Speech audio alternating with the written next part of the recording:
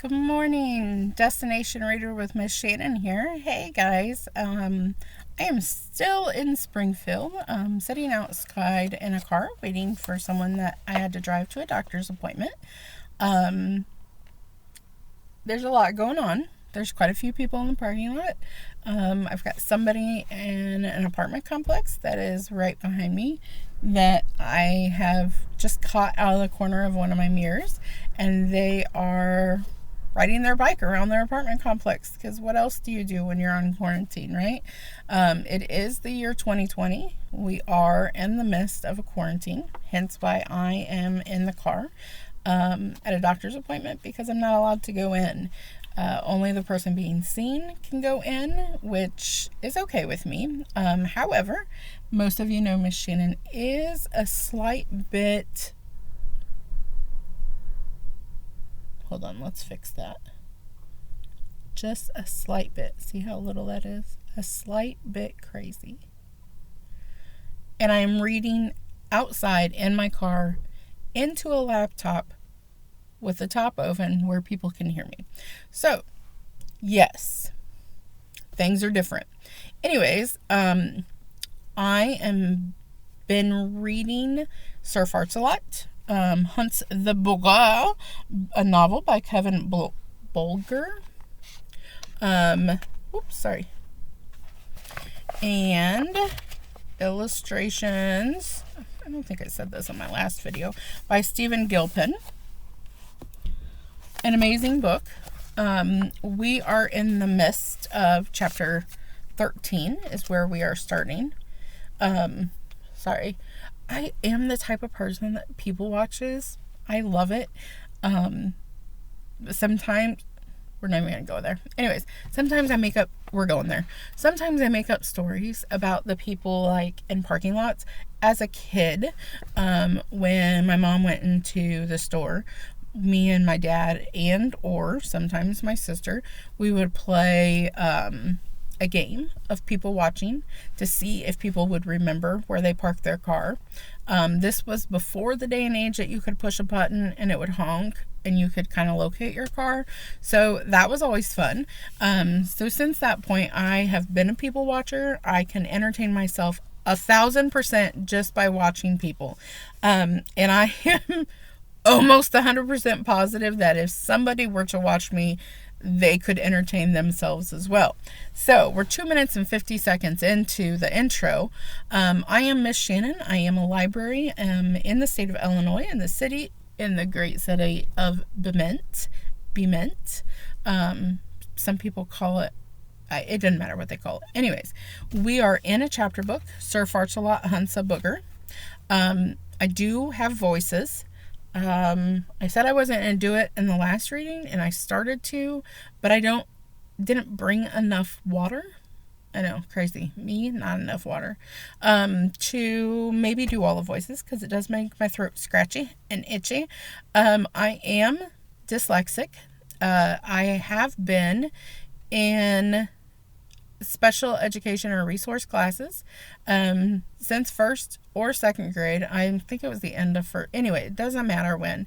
However, there is no time that I'm going to look at a book and read exactly what it says and my brain's not going to flip it around. So we deal with that at school. Sometimes I just rewind and say it over. I have taught myself and other children that names, unless it's a biography or autobiography, they're a part of the story, but they're not always important. Like, if you messed up pronouncing a name, do it good, make it good. Nobody's going to know the difference. You're going to know the difference. Nobody else is. And if that's how you choose to say it, maybe that's just the quirk about you. Read an entire book, mispronounced a character's name. After I mispronounced it 5 times, I finally figured out that I was pronouncing it wrong. I stuck with it, because you know what? Add character to the book. Literally, a character to the book. No, I'm just joking. I do use my pointer finger. I do lose my place a lot because my eyes jump and skip and watching this person in my side mirror that's on the bicycle and watching people coming out the door to say, oh my goodness, should I shut off the camera? But you've heard enough of me talking. Let's read. All right. Chapter 13. So Princess Gwendolyn brought them back to her castle, leading Daisy on a leash and stopping now and then to let the dragon sniff or scorch things that caught its interest. The castle, as they approached, seemed to be draped with all sorts of colored flags and pennants that flapped in the breeze. But as they got nearer, they saw that these were really princesses waving silk veins at them from every battlement of the tower window.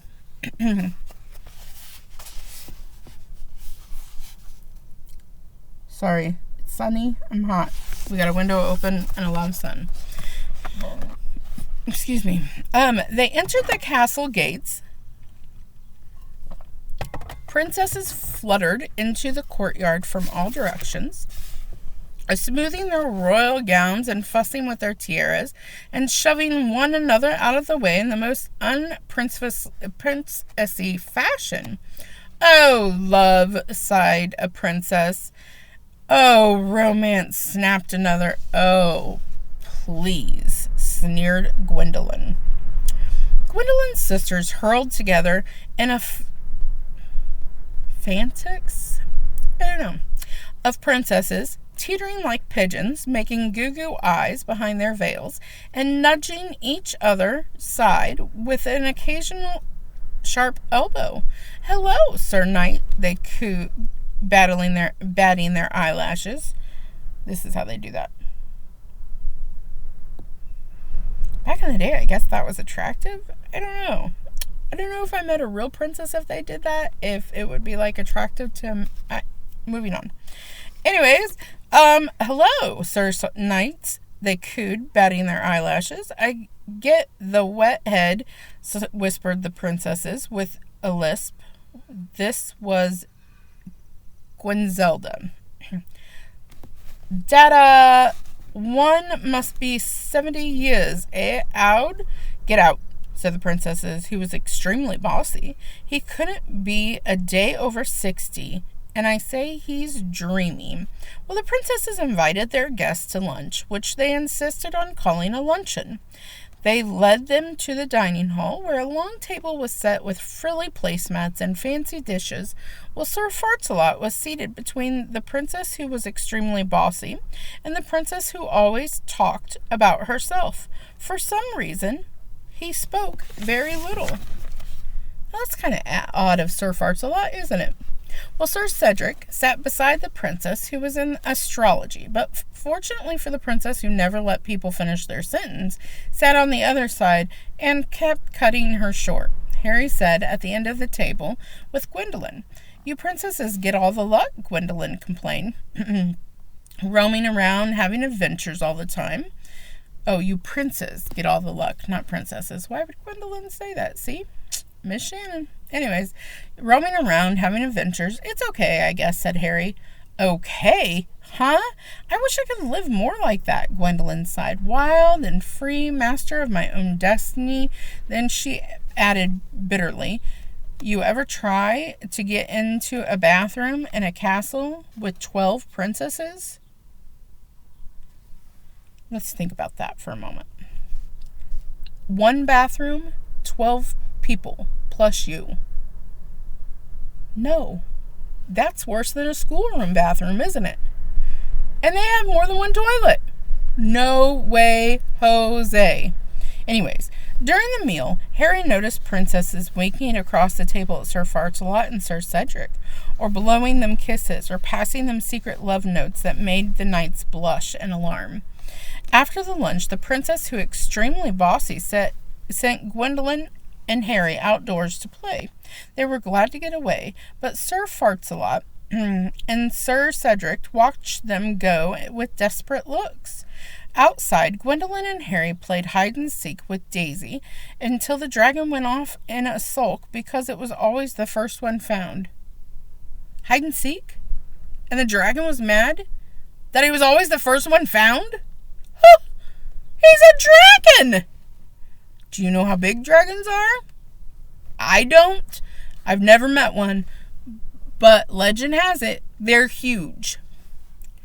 Then they tried their hands at archery, fencing with wooden swords, thumb wrestling, and dragging padding tossing. Gwendolyn beat Harry at every sport. Isn't this fun? She beamed.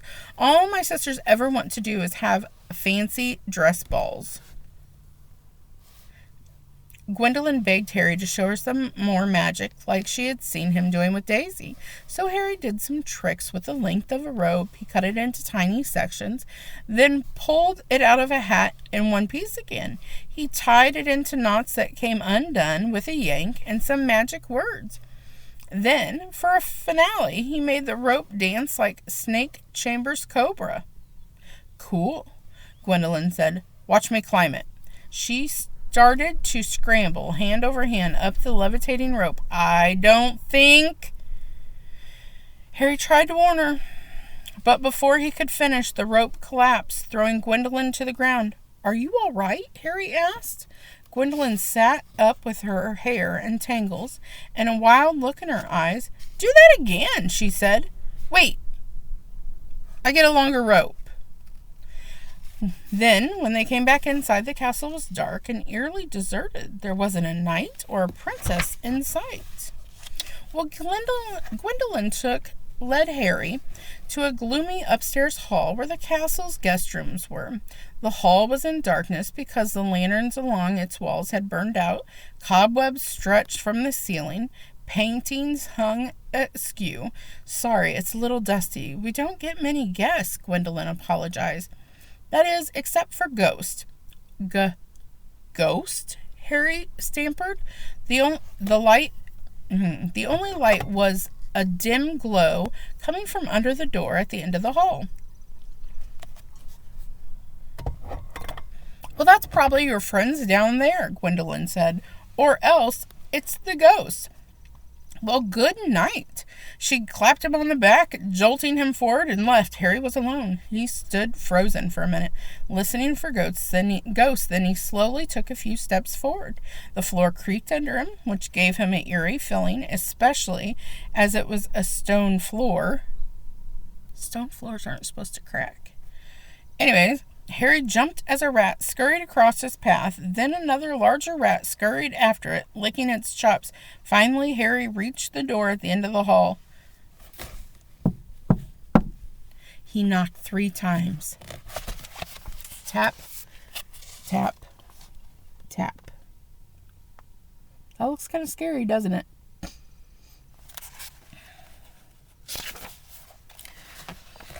The light inside the room suddenly went out, throwing the hall into pitch darkness.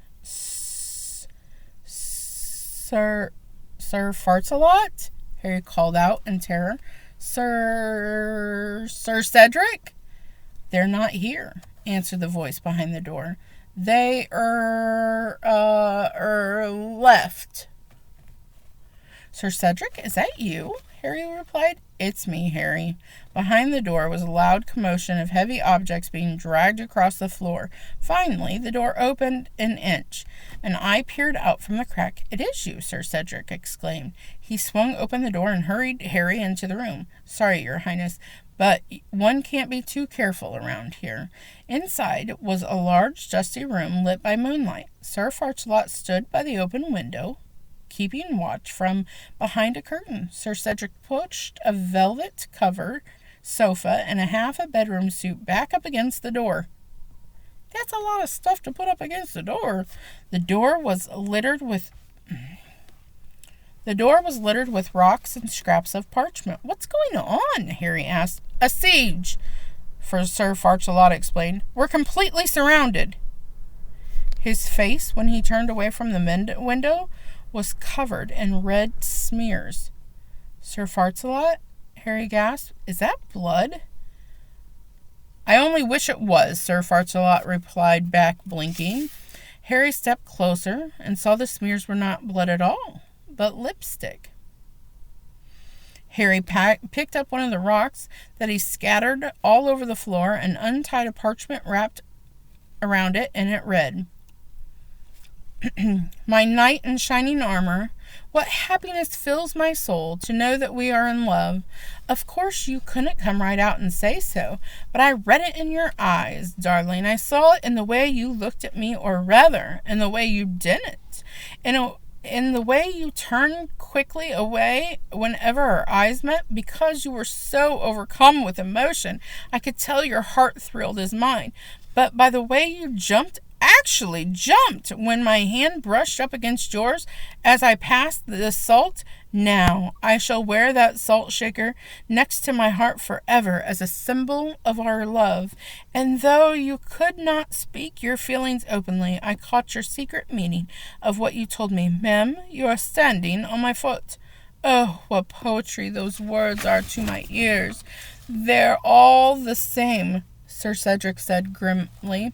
They've been raining in here like cannonballs. That one got me right between the eyes and added, patting a little nasty bump on his forehead. The girls, I think, are finally in love. Chapter 14. Sometime after midnight, the strain finally started to get to Sir Cedric. I can't stand this waiting and hiding like cowards any longer. Sir Farty, he said, I say we go out there and sneak away like men.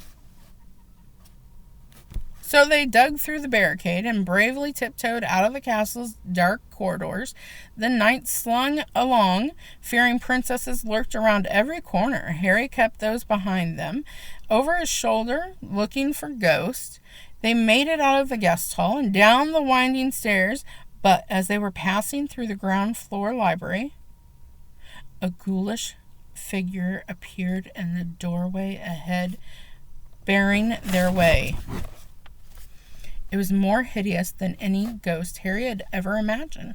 Wrapped in a coarse shroud, it seemed to be made entirely of muck-brown bog. What is a bog? With swamp snakes in its hair, Sir Farcelot raised his sword to. Oh, I thought it was you, the bog corpse trilled. You were coming to sneak away with me. How romantic. It was the princess who never let people finish their sentences. In her dressing gown, she had her hair up in curlers and a mud mask on her face. Well, that would look like a strange ghost. My dear lady, Sir Farcelot began, and Harry heard the note of fear in his voice. Suddenly, the princess in housecoats and nightgowns poured into the room from every direction. Gwendolen appeared too, curious to see what the racket was all about. I guess her secret's out, darling, said the princess, who would never let people finish their sentences. Throwing her arms around Sir Farcelot's sister, she announced, We're running away together, but I was going to run away with him first, another princess protested. I already packed. Ladies, Sir Farcelot said, I'm afraid there's been a terrible mix-up. You see, we only stopped at your castle because we thought you were in distress. Oh, I'm in distress, Prince Griselda cried, pressing the back of her hand to her forehead and fainting at Sir Cedric's feet. Me too, wailed another princess. Help, help, I'm in distress. And then all of the princesses but Gwendolen flung themselves at the feet and around the necks of the waists of the rescuers. Oh, save me, you big hunk of a knightly beefcake, cried the princess, who was a little crash, jumping into Sir Cedric's arms and nearly crushing him. Let's ride off into the sunset together, ordered the princess, who was extremely bossy. Fetch my bags, darling. Oh, you shameless stereotypes, Gwendolen said with disgust. Then she turned an excited chapter in the protest.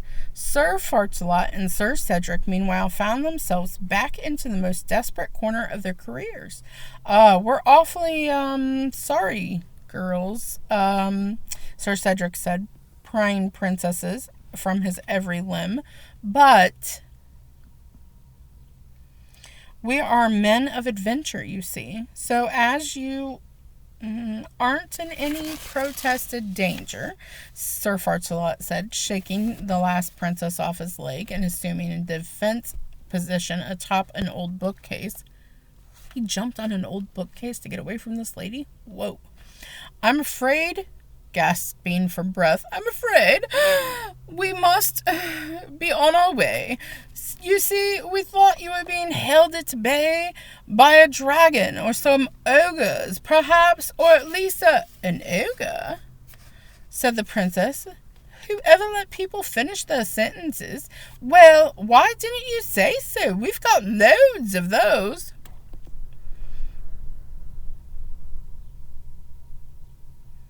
Why, yes, the princess cried in delight. The woods around here are full of ogres, now that you mention it. But the knights were skeptical. It is true, Princess Anna. We live in constant terror of them, so you simply must stay here in the castle, said the princess, who was extremely bossy, to protect us from those frightened ogres. But Sir Fartsalot was not prepared to come down from the bookcase just yet. I think rather we shall salty forth into the woods and engage them in battle right away, he said. Well, so you... What do you say, Sir Cedric? I agree, Sir Foddy, he answered hastily. Best spring on them while we've got an animal of supplies. Oh, no, wailed the princesses. It is too dangerous. Just wait here and chase them off if they happen to come along. But the knight insisted. Sir Cedric said, we knights crave danger. And Sir Fartsalot refused to come down from his bookcase until the princess gave in. At last it was settled, and Harry and the two knights set forth on the dark night without delay. The princesses saw them off, sighing, alas, and alternately waving their veils and blowing their noses into them as they wept. Well, Sir Cedric, Sir Fartsalot said, when they were a good distance from the castle, that was close. Right you are, Sir Foddy, his friend replied. I'd sooner take my chances with a band of ogres any day. Chapter 15. The forests around the castle were damp and dark, and cold night made the shadow of the trees dance like grim spirits in the moonlight. Snakes and spiders and things too icky to mention slithered and scuttled among the rotten leaves and muck on the first floor. It was exactly the sort of place ogres love best, and it wasn't for long before Sir Fartsalot thought he spied one ahead. He motioned for those others to halt and pointed to the tree with flaps of rough burlap clothing bulging out from behind it on either side. It was an ogre, all right, and a fat one by the look of it. Hiding behind the tree that wasn't half big enough to conceal him. Well, said Sir Cedric, looks like a princess weren't fibbing after all. Look at how this ogre is hiding. Do you think that's the best hiding spot for him? I don't think it is. What do you guys think? Oh, and he picked the skinniest tree, didn't he? All right. The ogre saw that he was discovered and bolted off through the trees with a scuttling shambling hunched over ogre's gate. So Fartsalot and Sir Cedric gave it a chase. Felty and Sir Cedric's horse, Clodswallop, picked their way expertly between the trees, and Harry sputtered wildfire to keep up with them. He currently didn't want to fall behind now that he knew the forest was full of ogres. The ogre led them over the muddy brook and through a nasty thorn patch and nearly lost them amongst some low-hanging trees, which the knights had to hack aside with sweeping sword swipes, but finally they cornered the brute in a small clearing. Harry had never laid eyes on any ogres before. In fact, he had always thought they were a mere plot gimmick invented by traveling tale-tellers. A traveling tale-teller. What would we call those nowadays? Anyways, moving on. Sorry, just a random thought in Shannon's brain.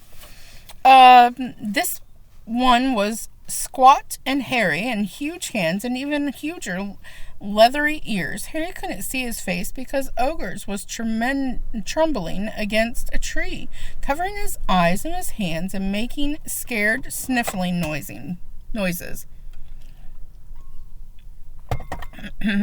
Stop that blubbering, Sir Cedric commanded. Turn and face your doom at the hands of Sir Faucelot the brave, and Sir Cedric the thick, and Prince Harry the tougher than he looks. He gave Harry a wink.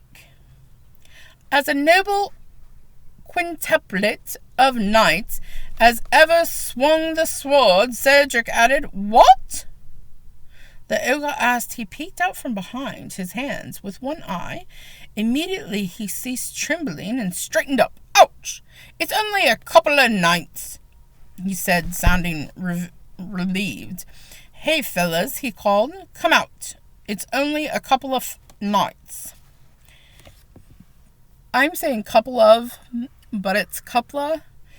Anyways, it doesn't matter, because I mispronounce things all the time. Suddenly, ogres stepped out from behind every tree. There were dozens of them. Ogres of all smells and sizes, the biggest standing taller than Sir Cedric atop Clodsworth. And every one of them was armed with clubs or axes or chains or a pointed stick or boards with nails poking out or wet towels to wind and snap. Then Harry and the knight surrounded. Phew! One of the ogres said, We thought you was the princesses. Harry and the knights were hopelessly outnumbered, but still the ogres hung back, afraid to get too close to the knight's sword. Finally, one of the boldest ogres advanced towards them, thrusting a sear point ahead of him. Come one step near, your vile unmentionable, Sir Faucelot wand, I shall brash your pate. I don't know what that means. You what? The ogre scoffed. Coming closer, Sir Faucelot winding him in the head with Lucille. Oh, said the ogre. Right. He plunked over his face out cold, and then with a terrifying wind of howls and whoops and pounding and war drums and fingernails dragged across little chalk slates, the ogres rushed at him at once. The battle was on. Sir Faucelot filed left and right with his trusty Lucille, while Sir Cedric hewed ogres like he was swatting flies. In 150 piece of a sword work, he felt 3 in a single swipe, then brained another quite by accident on his backswing. Even though horses pitched in, butting, kicking, biting, and trampling, Wildfire was overly enjoying himself so vigorously that ogre scattered from his path in terror. But at last, while the horses were administering a particularly brutal wedge to an unlucky foe, one of the bravest and sneakiest ogres tiptoed up and grabbed hold of Harry's leg. Harry yelled and tried to kick the friend away, but the ogre held tight, trying to sneak his teeth into a prince's ankle. Harry slashed out in terror, and the ogre fell back, clenching a gash on his arm. Without thinking, Harry had drawn his sword and scored a hit.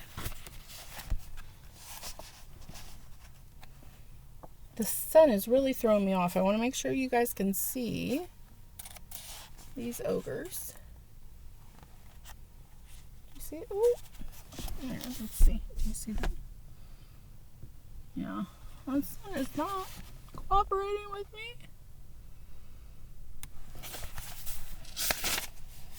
Well done, Harry. Sir Faucelot complimented. He had dismounted and was hacking his way through a throng of spear-wielding brutes. Not even as he spoke, an ogre grabbed him about the head, while another got a hold of his sword arm. The two were wrapping themselves around his legs. A fifth got down on all fours behind him. Another four rushed at him using long for battering ram. The long struck Sir Faucelot square in the chest and knocking him flying backwards. In an instant, the brave old knight was buried under a swarm of pounding, punching, poking, pinching ogres. Sir Fauce! Harry started to call out, but before he could finish, he was overpounded and dragged from his saddle. Look at those ogres.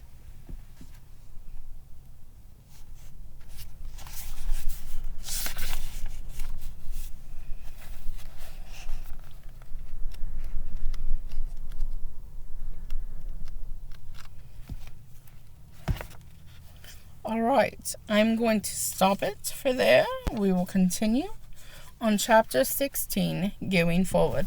Let me stop the accent. All right, this is Miss Shannon saying read them, don't eat them. Don't eat those books, just read them. Make sure a comic book menu, recipe, directions on how to build something, directions on how to use a power tool. Not all kids should use power tools. Make sure your parents are close by and safe. But you know what I'm saying? Reading doesn't have to be a book. Reading doesn't have to be the longest book in history. Are you kidding me? Some of the best books I've ever read, short, thin. It is always nice to go back and read books that you've read before that were, and I do not like this word, easier. I'll say simpler. I don't like that word easy. Because what's easy to me isn't easy to you. What's easy to you isn't easy to me, isn't easy to grandma, to grandpa, to mom, to dad, to Uncle Billy, to Joey. I mean, you know, what one defines as easy is one's own personal opinion. So simpler. So a simpler book that you've read in the past that you say, you know what, as a kid I really enjoyed that. Go back and read it. Maybe it's something you still enjoy. Maybe the fact that the pages turn fast, or the fact that you can read it faster and focus on the pictures more. Maybe you find things in books that you never even noticed before. I am a huge fan of the Little Critters series. Huge. I've said this before. I'm going to say it again. And I know this is Miss Shannon on a rant, but I don't get to talk to anybody. So here you go, guys. Me on camera talking. Little Critters was a book that was the next step up harder in a series when I was a kid. Little Critters books are still popular. They still make them, and they're still coming out with new books. However, in the Little Critters books, I personally could not read the words. Again, dyslexic, have learning disabilities, just really struggled with reading. Didn't become a great reader till I was 30. But I never gave up on it. So that's why I tell you guys, read anything. Little Critters books have a grasshopper, a spider, and sometimes a mouse. I don't know, the newer series, they've taken all three out of each picture and kind of put one on each page. But as a kid in class, when a teacher read a Little Critters book, or a kid read a Little Critters book, you know, showing their showcase of reading, I could not follow along with the words. Didn't happen. I could not read them. I did not understand them. There was a word I knew every once in a while, and those words that I knew every once in a while, everybody else knew, like they, them, that bubble up, gum, you know, they read them so fast that I couldn't keep a pace with them. So Little Critters was the book that entertained me. I enjoyed it. I wanted to sit front row. I wanted to sit front row because I was able to look at the pictures and spy and find out where the grasshopper or the mouse or the spider was. So just because it's a book you couldn't read in the past or that frustrated you, go back to some of those books. Maybe because they're a quicker read now or more simpler, maybe you notice things like that. If you guys have any other books that you noticed has creatures on each individual page or something on each individual page that kind of catches your eyes, let me know. I would love to find another series of books that do that outside of I Spy books or Look and Seek books. You know, those books, there's no reading involved. Pictures are great and they can tell stories. And there are some books without reading that have been designed in our libraries, our local libraries, our school libraries. However, Look and Seek books are not, or Look and Find books, that's not something you should go to when you want to learn to read. And like I said, even if it's a board book, a book made of cardboard, I get kids all the time in 4th grade, 3rd grade that want to have those books. And you know what? Take them. Because maybe you're going to notice something about it that you never, ever noticed before. So I'm putting a challenge out there. Today, April 21st, although you guys probably won't get this on the 21st. But however, whatever day you guys see this, I challenge you to find a book out there that you've already read, that you notice something different in the pictures or in the book that you never ever noticed before, that is a continuation from the first page to the last page. Put it in the comments. You know, the fancy people. Put it in the comments below on the link after you press subscribe.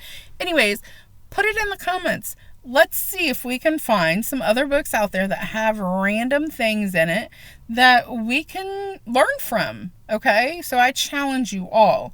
All right. This is Miss Shannon. We are still in the Surf Arts a Lot series. We ended today on chapter 16.